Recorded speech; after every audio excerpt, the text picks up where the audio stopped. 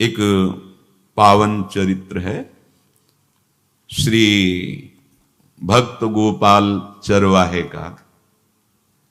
पहले ऐसा हुआ करता था कि सबकी गायें जैसे चराए तो सब लोग अन्न आदि जो है उसके घर भिजवा देते थे और गायें छोड़ देते थे। वो ग्वाला ही कहा जाता था।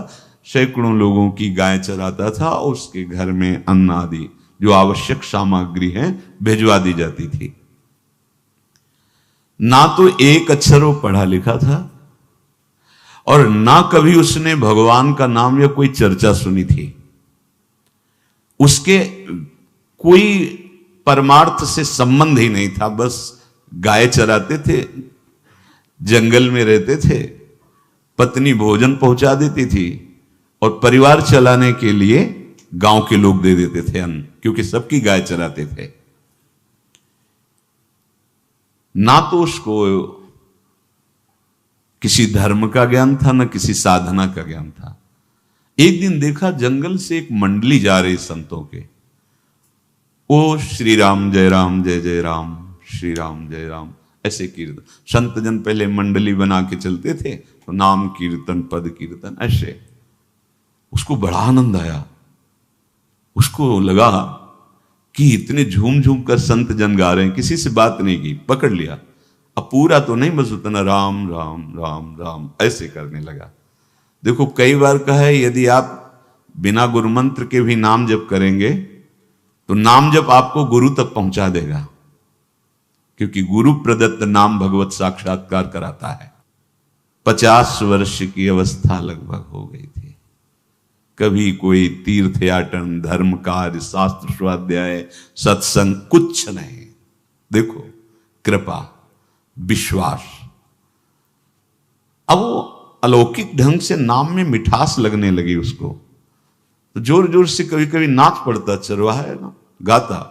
तो और जो लोग थे उसका उपहास करते, अरे नरक में भी ठौर नहीं मिलेगी, जिंदगी में कुछ पुण्य नहीं किया। ये ऐसे लोग बहुत उपहास करने वाले।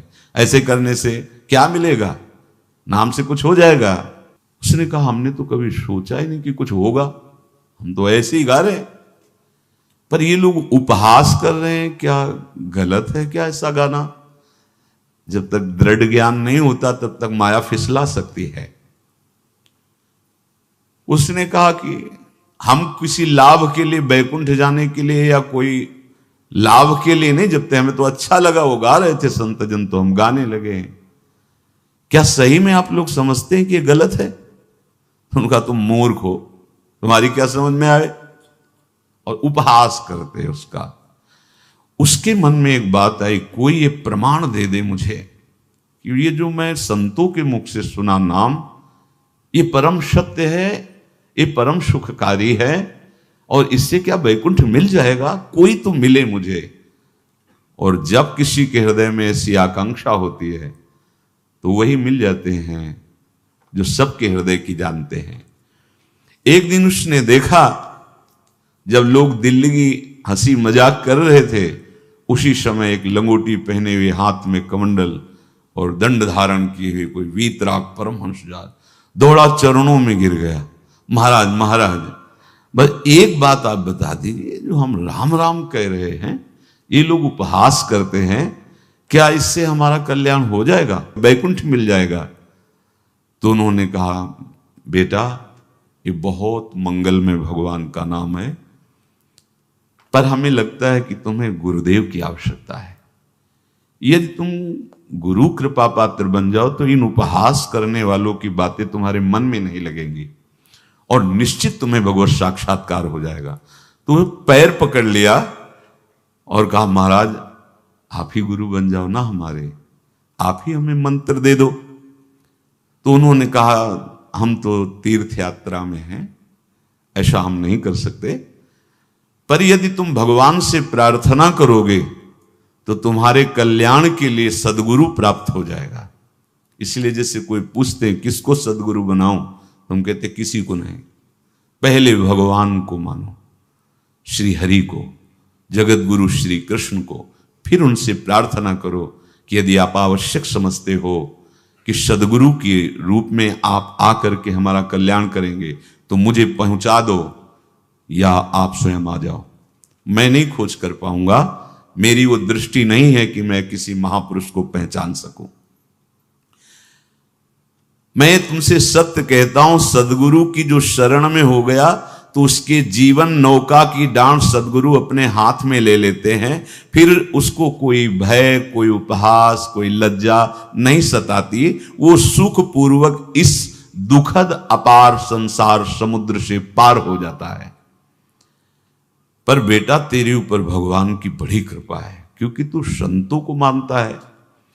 तू मेरी बात पर विश्वास कर ले, अंदर से तू एकांत में रो, तुझे सदगुरु मिल जाएंगे। अब ऐसा कहकर वो अपने राह में चले तीर्थ यात्रा के लिए।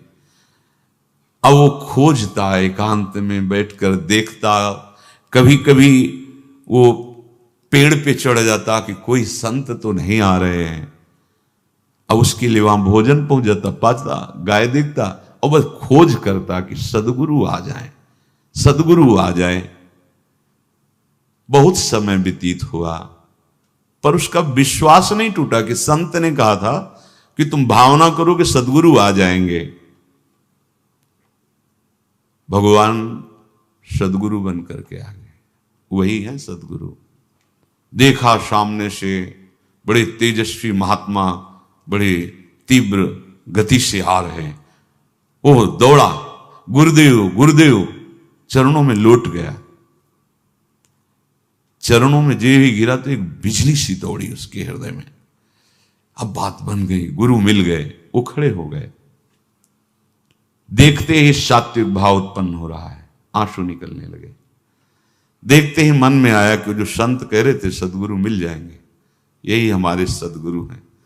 हृदय में उत्साह, आतुर आवाज, प्रभु मुझे भवसागर से पार करने वाला गुरु मंत्र दे दो। ऐसे थोड़ी दीक्षा दी जाती कि गली चलते दी जाए। दूंगा, जा पहले स्नान करके आ, फिर एकांत स्थान में बैठेंगे, फिर तेरे को उपदेश देंगे। बोला, महाराज मैं जंगली आदमी हूं, गाय चराता हूं, हमारा घर बार से कोई आना जाना नहीं, यही भोजन आ जाता है। संत ने कहा, अच्छा स्नान करो। स्नान करके आए। एक पेड़ के नीचे, भाई मैं तुझे कुछ नियम दूंगा, कुछ शर्त। तो अब महाराज गंवार आदमी है, ना हम आपका कोई नियम पालन कर पाएंगे, ना कोई व्रत पालन कर पाएंगे, ना कोई साधना कर पाएंगे। आप देख लो हमारी हालत। 50 साल का हूं, पढ़ा लिखा बिल्कुल नहीं, कोई धर्म कर्म नहीं जानता, गाय चराता हूं। मुझसे बहुत बातें नहीं सदेंगी। अगर एक कोई बात बता दो तो प्रण करता हूं जिंदगी में प्राण त्याग सकता हूं, पर एक बात, कोई एक नियम कोई दे दो। हमें बहुत नियम तो नहीं समझ में आएंगे, एक कोई बात बता दो कि ऐसा कर लेना और मंत्र जपना, तो हम प्राण त्याग सकते, पर आपकी आज्ञा उल्लंघन, पर बहुत हम बातें नहीं मान पाएंगे क्योंकि हमारे इतना ज्ञान नहीं है। गोपाल के वचन सुन करके बहुत प्रसन्न हुए संत भगवान। एक नियम तुझे देता हूं, हमारे आराध्य देव श्री कृष्ण हैं, गोविंद हैं। आज से तुम्हारे आराध्य देव गोविंद हुए, हां श्री कृष्ण है। बिना उनको पवाए तुम्हें पाना नहीं है, बस यही तुम्हारे लिए नियम है। तुम्हारे पास जो आवे, सूखी रोटी, दूध, छाछ, जो भी, बिना उनको पवाए पाना नहीं है। सीधा सरल आदमी। गुरुदेव प्राण चाहे चले जाएं, बिना उनको पवाए आज के बाद कभी जिह्वा पे कुछ नहीं जाएगा। ऐसा गुरुजन आदेश करते हैं वैष्णव मार्ग के पथिकों को कि जल भी बिना अर्पित किए मत पियो। अगर आप बिना अर्पित किए पीते हैं तो आपकी बुद्धि में इष्ट देव के प्रति ममत्व तो नहीं आ पाएगा, नहीं आ पाएगा। अब तो गोपाल नाच पड़ा कि गुरु मिल गए, गुरु मंत्र मिल गए और इष्ट का पहचान मिल गई। उसी समय घर से भोजन आया, वही कभी चटनी रोटी, ऐसे ही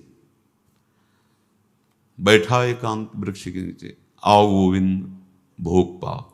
अब गोपाल विचार में लगा कि आ तो रहे हैं ही नहीं, और गुरुजी ने कहा बिना पवाए पाना नहीं। पूरा दिन व्यतीत हो गया। गुरुजी कह रहे थे घट घट में विराजमान भगवान है तो कहीं से भी प्रकट हो सकते हैं, तो अंदर मंत्र जपता हो, कहता आओ भगवान, पाओ आके, नहीं आए। महाराज हमारे गुरुदेव ने आपका ध्यान जो बताया था वैसे ही आओ, आप पाओ आकर के। रात्रि हो गई, देखा पर वो नहीं आए, तो भोजन उठाया, गाय को पवा दिया, तो बहुत सी गायें थी, भूखा रह गया। दूसरे दिन फिर भोजन आया, एक पत्ता टोरा, जल से छिड़का पत्ते में और भोजन रखा, भगवान को फिर पुकारा, आओ प्रभु। गुरुदेव ने आज्ञा की, बिना आपको पवाए हम अपनी जबान में नहीं रख सकते। शाम हो गई, रात्रि हो गई, फिर गौ को दे दिया, नहीं पाया। अब एक तो 50 वर्ष की अवस्था और गौओं के पीछे दौड़ना और भोजन पाना नहीं, शरीर में सामर्थ्य धीरे धीरे कम होने लगी। तीसरा दिन, चौथा दिन, पांचवा दिन, छठा दिन, सातवां दिन, दीनानाथ प्राण चाहे निकल जाए, हम गुरु की आज्ञा नहीं तोड़ सकते। अगर आप नहीं आएंगे तो भूखों मर जाऊंगा। पर हम ये बात देखो, ये बात चरवाहा है, कोई साधना पूर्व की नहीं। गौ सेवा के प्रताप से उससे संतों में प्रीति हो गई, नाम की कृपा से, गुरु की कृपा से नामी की प्राप्ति की चाह। ऐसे कई दिन व्यतीत होते गए, अस्थि मात्र होए रहे शरीरा। पूछते कि क्या बात है, भोजन तो हम रोज लाते हैं, आप रोज लेते हैं, क्या पाते नहीं? आपका विषय नहीं। शिक्षा मिलती है यहां, अपने गुरु उपदिष्ट साधन को किसी से बताना नहीं चाहिए। गुरु उपदिष्ट साधन जब तक सिद्धावस्था ना पहुंच जाए तब तक गुप्त रखा जाता है। जो जैसे आप सत्संग सुन रहे हो, इसमें कोई वचन आपको लगा, पकड़ लिया, अब वो जीवन में तभी बोलना जब उसका प्रभाव हमारे जीवन में आ जाए। नहीं ऐसे नहीं बोलना, नहीं तो निकल जाएगा। और अगर रोक लिया तो मंथन करेगा अंदर और आपको उसमें स्थित कर देगा।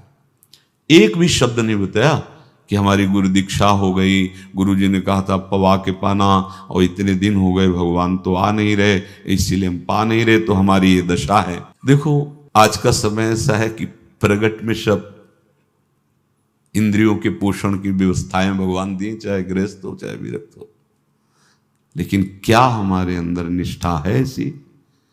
सबरी जी जब उनके गुरुदेव पधारने लगे तो चरणों में रो के गिरी कि प्रभु, इस पूरे विश्व में मुझ अधम को सिर्फ आप ही प्यार करने वाले, आप ही ने दुलार करके मुझे रखा, नहीं सब जगह ठोकर मिलती, कोई भी संत महात्मा हमारी तरफ देखना नहीं चाहते, और प्रभु आप जा रहे हो, आप कैसे जीवन? जानते हो क्या कहा? हम तो भजन के प्रभाव से भगवान के धाम जा रहे हैं। बेटा, भगवान स्वयं चलकर तुम्हारे पास आएंगे। सबरी जी बहुत वर्षों तक कभी गुरु के वचनों पर अविश्वास नहीं हुआ, क्यों कहते थे भगवान आएंगे, रोज पावड़े डालती हूँ, सोहनी लगा के जल छिड़कती हूँ, रोज लगता है फुसला तो नहीं दिया गुरु जी ने? नहीं, गुरु के वचन भगवान आएंगे। शायद ऐसा वर्णन की शास्त्र हजार वर्ष सोचो जरा, और भगवान आए और सबरी को निहाल किया। ऐसे हो गुरुदेव ने कहा है भगवान आएंगे, जब तक वो ना पाएंगे तब तक हमने कहा है कि और उनका उद्देश्य अलग था कहने का कि आप भगवान को भोग लगा के पाइएगा और भजन कीजिएगा तो मंत्र के प्रभाव से तुम्हारे मानस पटल पर भगवान दिखने लगेंगे। ऐसा होता है, पर वो सीधा आदमी सीधा समझा, जब तक भगवान नहीं पाएंगे तब तक हमें नहीं पाना। 18 दिन बीत गए, कुछ ना खाना न पीना। गोविंद भी देखते हैं, बाल भक्त ओम प्रकाश जी महाराज यही अपने चामुंडा के पास से उधर, बहुत नामनिष्ठ महात्मा, बाल भक्तों में बहुत ही मानो प्रहलाद जी ही हैं। जैसे प्रहलाद जी नामनिष्ठ, भगवान निष्ठ, घट घट में भगवान को देखने वाले, ऐसे श्री ओम प्रकाश जी बाल भक्त। बड़े बड़े महापुरुष गए, हरि बाबा, उड़िया बाबा, सब बस वो यही कहते कि ये श्री कृष्ण का आदेश है। फिर शायद 50 के भी ऊपर दिन गए थे, ऐसे 70 दिन तक उस महापुरुष ने कुछ नहीं खाया, सशरीर अंतर्ध्यान हुए। आज समाधि उनकी बनी। हे, जब महत्व भगवान का जग जाता है तो शरीर का महत्व नहीं। अच्छा, प्राणनाथ जब प्राणों का पोषण कर रहे हैं तो अन्न में भी तो प्राणनाथ की ही दी हुई शक्ति है, तो बिना अन्न के भी उनका पोषण हो रहा है। पर ये भागवती का आदेश से, मनमानी करने से नहीं। मनमानी करने में फिर मार्ग रुक जाएगा। भगवान आदेश करते हैं अपनी वाणी से, युक्ताहार विहार से, उचित आहार विहार, वो तो भगवद आदेश होता है। 18 दिन बीत गए, 19वें दिन जब भोजन आया तो पेट के आते सब सिकुड़ गई थी। वैसे ही 50 वर्ष के थे, आंखें धस गई थी, उठने की ताकत नहीं। पत्नी ने फिर कहा कि आप कुछ तो बताइए कि क्या आपको कोई रोग हो रहा है, आप भोजन नहीं पा रहे, मैं रुक जाऊं यहीं आपकी सेवा के लिए या आप घर चलिए। कोई उत्तर नहीं, आप जाइए, हम ठीक हैं। ऐसा फिर धीरे से पत्ता लाए, छिड़का, भगवान आओ, पाओ आकर के। शाम हो गई, फिर गाय को दे दिया। विचार कर लिया कि अब मरना ही है, मुझ जैसे अधम के पास भगवान तो आएंगे नहीं, वो तो भगवान है, पर मैं अपने गुरु के वचन नहीं तोड़ सकता, मर चाहे जाऊं। 27 दिन व्यतीत हो गए, एक कवल भी अन्न नहीं पाया। न चलने की शक्ति थी, न पत्ता लाने की शक्ति थी, न जल छिड़कने की शक्ति थी। जिस पात्र में भोजन लाई थी, लेटे ही लेटे खोला और कहा, प्रभु मुझे पता है वह आप इस शरीर से नहीं मिलोगे, पर आप जान लो मैं अपने गुरु की आज्ञा का उल्लंघन नहीं करूंगा।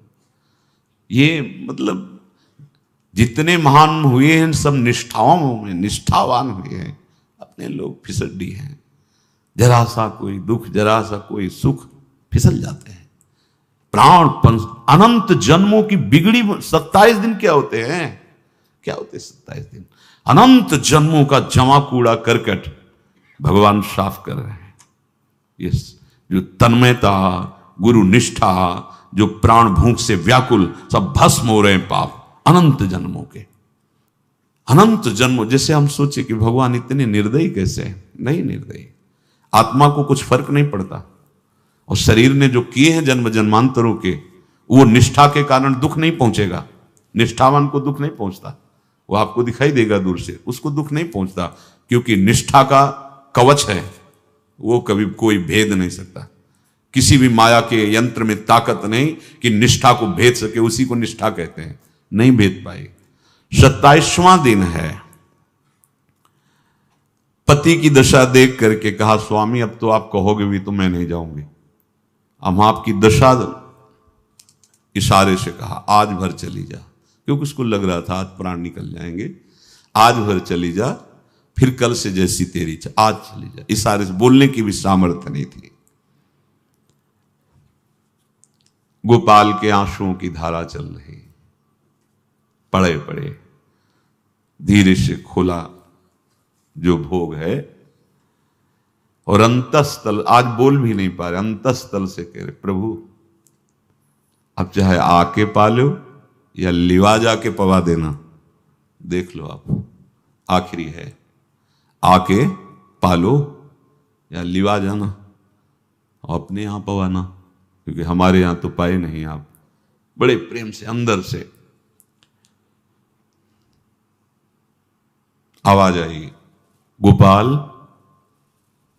आंख खुली, क्योंकि बोलने की हिम्मत ने, ये अंदर से प्रार्थना की थी, गोपाल वो अमृतमय। गुरुदेव ने कहा था कि उनकी वाणी से अमृत बरसता है। एकदम आंख खुला, देखा वही पीतांबर, वैसे ही मोर मुकुट, वही मुरली, वही करधनी, वैसे ही नूपुर, वैसे ललित त्रिभंगी। गुरुदेव ने जैसा वर्णन किया था वैसा ही सुंदर रूप गोपाल के सामने। प्रभु मुखमंडल की मनोहरता देखकर निहाल हो गए। ये निहाल कर देंगे, थोड़ी पीड़ा सहना सीखो। सहत सहत बाढ़े भगति, ग्रह तन गुरु हित गार, ग्रह तन गुरु हित गार, हार अपनी करिमा। सेवक जी कह रहे हैं, देखो गृह तन गुरु हित गार हार अपनी कर, तन मन प्राण गुरु वचनों पर न्यौछावर, जो भी सहना पड़े सहूंगा। मिल गए प्रभु, प्रभु दूर नहीं है। प्रिया प्रीतम बहुत कृपालु हैं। मानो करोड़ करोड़ काम की सौंदर्यता को हे करते हुए प्रभु के लावण्य का प्रकाश हो रहा है। मनहारिणी मुरली, जैसे कहा था अधरों में वैसे अधरों में विराजमान। अच्छा, खास बात ये, ना कोई गाय देख पा रहे, नहीं कोई और चरवाहा देख पा रहा है। ये भगवान को, जैसे इस सभा में किसी से बात करें भगवान, किसी से मिले तो पास बैठा व्यक्ति भी नहीं देख पाएगा, ना जान पाएगा, क्योंकि प्राकृतिक इंद्रियां, प्राकृतिक शरीर, और वो चिदानंद में, वो तो जिसको दर्शन देंगे तो पहले दृष्टि प्रदान करते हैं। भगवान जिससे मिलते हैं पहले दृष्टि प्रदान करते हैं, तो गुरु रूप से दृष्टि प्रदान। ये जो अंतर में पुकारा ना, वो अंतर दृष्टि खुल गई, सामने देखा। इतना सुंदर विश्व मोहिनी भगवान श्री हरि का ललित त्रिभंगी रूप कि गोपाल की आंखें नहीं टिकी। इतना सुंदर रूप, आंखें भगवान के तेज के आगे बंद हो गई। जो भी बंद हुई तो देखा मानस पटल पर वैसे ही ललित त्रिभंगी। फिर खोला, देखा सामने भगवान मुस्कुराए, सामर्थ्य प्रदान की। देखो अर्जुन के साथ ही तो खेलते हैं भगवान सखा भाव से, रथाक रहे हैं, लेकिन भगवान का विराट स्वरूप देखने की सामर्थ्य अर्जुन में थी क्या? दिव्य दृष्टि प्रदान की। फिर भी कांप रहे थे अर्जुन जी भगवान की दिव्य दृष्टि संपन्न नेत्रों से उस विराट महिमा को देखकर कांप रहे थे अर्जुन। ये तो माधुर्य रूप प्रभु का है। उसने मानो इशारा किया प्रभु को कि हमारी सामर्थ्य में मैं सकिल कर आ जाऊं, नजदीक आप आ जाओ। आ गए, अपना माथा प्रभु के चरणों में रखा, आंसुओं से भगवान के चरणों का प्रक्षालन कर रहा है। देखो गांव का गाय चराने वाला ग्वारा, जिसको कोई धर्म कर्म का ज्ञान नहीं, कोई भक्ति का ज्ञान नहीं, कोई शास्त्र का ज्ञान नहीं, भगवान ने फिर उसको उठाया और अपने हृदय, ज्यों हृदय से लगाया, हष्ट पुष्ट स्वस्थ सब, अंतर बाहर पूर्ण, कोई पीड़ा नहीं, कोई दुख नहीं, बिल्कुल तेजस्वी स्वरूप। भगवान की स्पर्श की महान सामर्थ्य है। बाली ने बहुत मारा ना सुग्रीव को, तो कर पर शाह सुग्रीव शरीरा, जे इस पर सारी पीड़ा गई। भगवान अमृत सावी है, भगवान दिव्य चिदानंद भाव देने वाले हैं। अब तो सुरमुनि वांछित प्रभु की छाती से लपटा हुआ है। ये ऐसा ना सोचो कि कहानियां हैं, ऐसा नहीं। ये सत्य विषय आप भी प्राप्त कर सकते हैं, इसी के लिए रोज सत्संग होता है। जब वो भगवान से लिपट कर छाती में अश्रु की बूंदे, तो भगवान ये था माम प्रपद्यन्ते, भगवान की अश्रु बूंदों से गोपाल का अभिषेक हो रहा है। मानो सुदामा मिलन हो रहा है जैसे। भगवान को दैन्य बहुत प्रिय है। तभी भाई जी महाराज कहते हैं एक पद में कि बुद्धिहीन बना दो हे भगवान, हमें बुद्धिहीन बना दो। ये जो बहुत बुद्धि चलती है ना, इसके लिए दौड़ भाग है। नहीं, सीधे प्रभु हमारे हैं, हम प्रभु के हैं। नाम जप आश्रय भगवत प्राप्ति निश्चित। भगवान बोले, प्यारे गोपाल अब तो रो मत, देख मैं तेरे प्रेम में पगी हुई ये जो सूखी रोटियां हैं अभी पाता हूं। और भगवान बैठ गए और उसके घर की जो रोटी थी उसे, देखो मुझे त्रिभुवन का कोई भी भोग प्रसन्न नहीं कर सकता गोपाल, मुझे त्रिभुवन का कोई भोग प्रसन्न नहीं कर सकता। इस बात को समझो। जिनको ये भ्रम हो कि हम अधर्म से कमा के 56 भोग लगा के प्रभु को प्रसन्न कर लेंगे, तो ये बात सुनो। कह रहे मुझे त्रिभुवन का कोई भोग प्रसन्न नहीं कर सकता, मैं ऐसे ही अन्न की चाह रखता हूं। भगवान के वचन, जैसे दुर्योधन का महल का सब वैभव त्याग के, स्वागत ठुकरा के और विदुरानी जी के हाथ का छिलका पाया, मैं ऐसे ही अन्न की चाह रखता हूं, भगवान कहते हैं, बलिहारी है।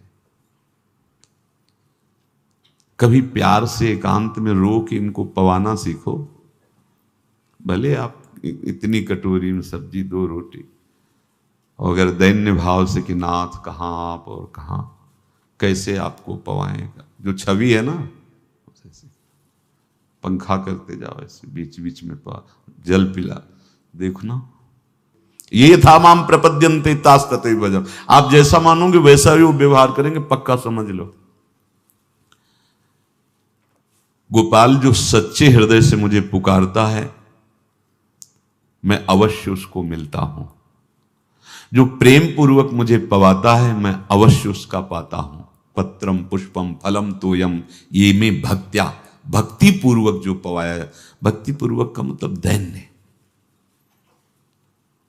अभक्त में अहंकार होता है, देखो ये किया मैंने, वो भगवान स्वीकार नहीं करते। वो आपका शुभ कर्म बन सकता है, अब वो भी धर्म से कमाई की है तो, पर भगवान की प्रसन्नता का हेतु होगा दैन्य। जहां भी देखो हमारे स्वामी को, जहां भी देखो दैन्य में बिके हुए पाए गए, दैन्य में।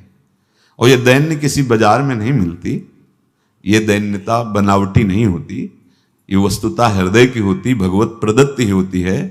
पर जो संत सदगुरुदेव की आज्ञा का अक्षरशः पालन करे तो इस दैन्य का निश्चित प्रादुर्भाव हो जाएगा, अहंकार गलित हो जाएगा।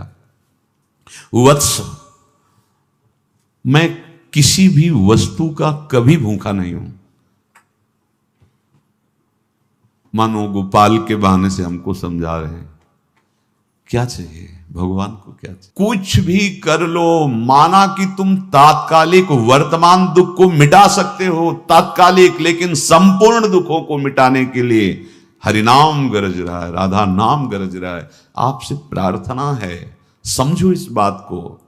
कलयुग केवल नाम आधारा। देखो, सुन के राम राम शुरू किया, मिल गए सिद्ध सदगुरुदेव, दे दिया मंत्र, बता दी निष्ठा, और मिल गए भगवान। और भगवान कह रहे हैं, अब तेरे जीवन में कभी दुख का लेस नहीं रहेगा, तू अब घर जा, अब किसी की गाय चराने की जरूरत नहीं है, कुल परंपरागत तेरे लक्ष्मी बढ़ती रहेगी, तुझे कुछ करने की जरूरत नहीं। देखो, बड़े बड़े सोने के पहाड़ किसी सुनार ने बनाए क्या? प्रभु ने तो बनाया। भगवान हंसते हंसते समझ ही नहीं पाए और अंतर्धान हो गए। अभी गोपाल कुछ अपने मन भर के देख नहीं पाया था, कह नहीं पाया था, भगवान अंतर्धान हो गए। अब तो चिल्ला चिल्ला के रोने लगा और विवश होके आंख मूंदी तो देखा उसके मानस पटल पर छाए। अब तो राजी हो गया कि ये मेरे प्रभु ऐसी जगह विराजमान हो गए, कोई देख नहीं पाएगा, हम रोज बात करेंगे, रोज दर्शन करेंगे। नारायण या गौर श्याम को हृदय निकुंज बसइए।